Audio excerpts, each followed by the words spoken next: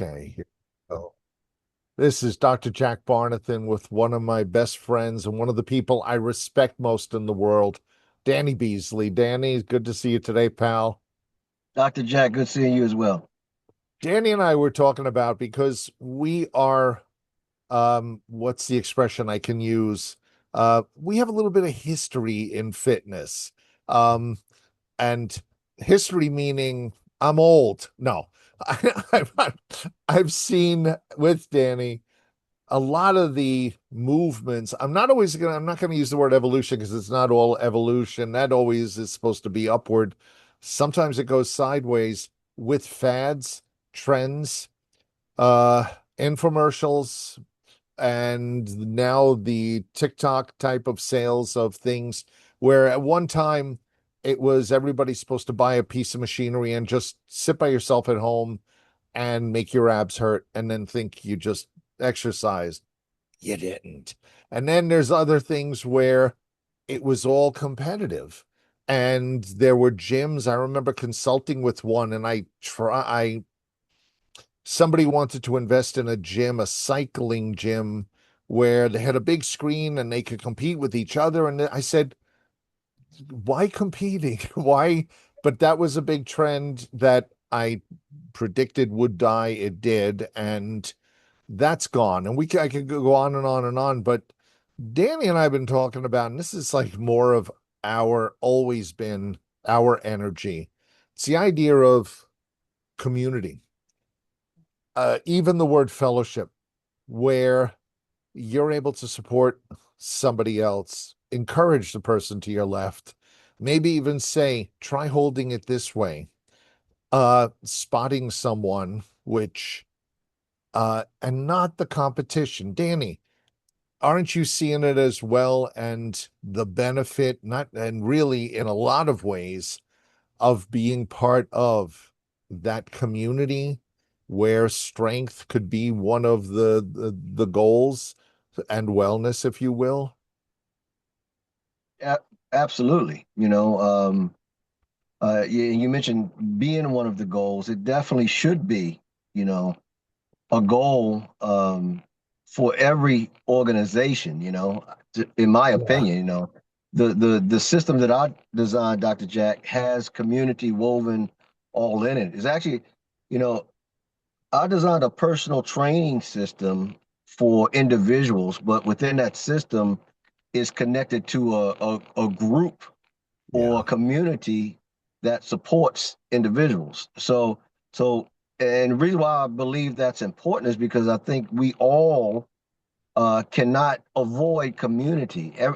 Every fiber of every fabric of who we are is a part of a community. So, to involve that in your workout plan is almost it's a natural God-given a connection that we all share, So it makes total sense to me if you are designing systems to design it within a network or community because that's more natural for all of us to be a part of, you know.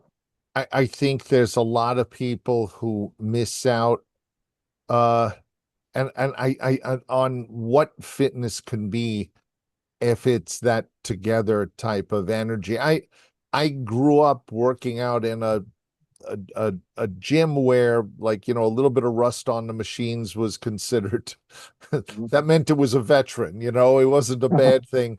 And I could, it was the type of place where if I needed a spot, I needed someone to help support me, to keep me safe when I'm doing an exercise.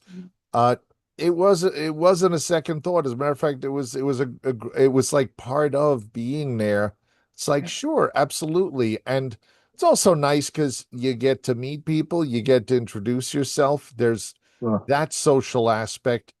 And I remember training at a very I was given I was gifted a membership at a very high-end fancy gym where everything was very chrome and there was no rust, and I remember asking someone for a spot, and the the guy looked at me like he thought there was a spot on his shirt or something, and I'm like, Okay, no, don't worry about right? it. Yeah, yeah, that's okay. Like really, uh, I think that it's wonderful, and you've always had that in mind with your designs and even your inventions, where Mhm. people can come together, be working together, and celebrate goals together. Yeah, yeah. Cause it starts at the top, in my opinion. It all starts at That's why when you go. That's why I really like Chick-fil-A. Whether or not you appreciate what's in the product or not. And that's not my, No. that's not my point in saying that. But you can tell that the owners of that establishment instilled a spirit within the place that flows to all the way to the point where you're receiving the product through the window. So it all starts with who's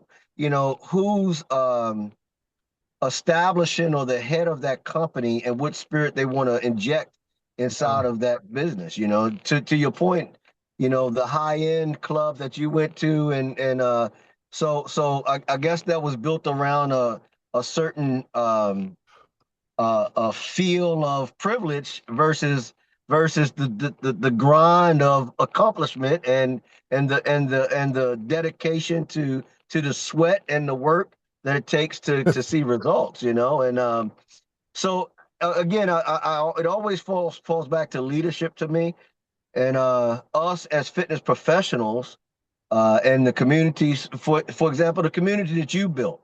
I can meet anyone within the community that you built, Dr. Jack, and we all have kind of the same flavor as far as how we uh, talk and dialogue. I've talked with some people in your community that I would never talk to in a million years if I was just walking down the street one day, only because the leader or the glue to that community has a atmosphere of welcoming and really taking everyone's ability and magnifying it and letting you know that's your unique edge that you bring to the game of life. And you do a great job of allowing people to believe in that edge, and you help magnify that edge that others can see it. And so everyone that I've fellowship within this community of yours has that same spirit.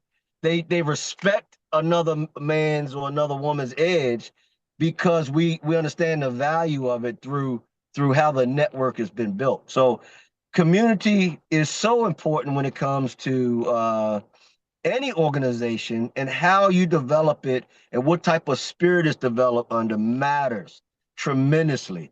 And that goes with government, that goes with that goes down the line to all the way down to the community, all the way down to the family, all the way down to the individual where it starts. So it's very, very important, very vital, and the emphasis and the appreciation and the focus on that is vital as well. You got to be aware of that if you really want a community that is uh, promoting growth and diversity and welcoming people to where they feel comfortable in the area that you're trying to bring them into.